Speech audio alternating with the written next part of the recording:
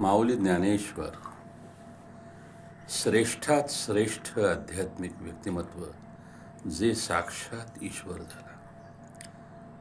माऊलींनी गीतेवर प्राकृतामध्ये भावार्थ दीपिका नावाचं भाष्य लिहिलेलं आहे.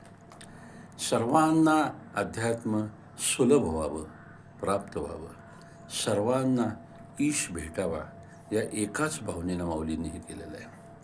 आणि माऊली यामध्ये अध्यात्मातली गूढं अतिशय सोप्या शब्दामध्ये उलगडून सकल समाजाला सांगतात. कर्मे ईशू बजावा.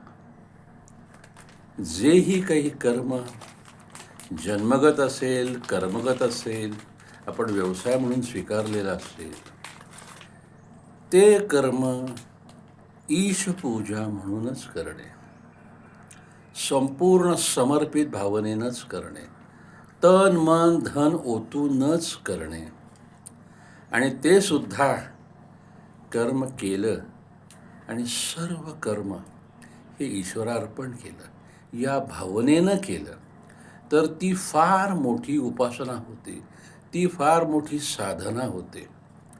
आणि ही साधना ईश्वरचरणी रुजू होते. हे माऊली आपल्याला सांगतात.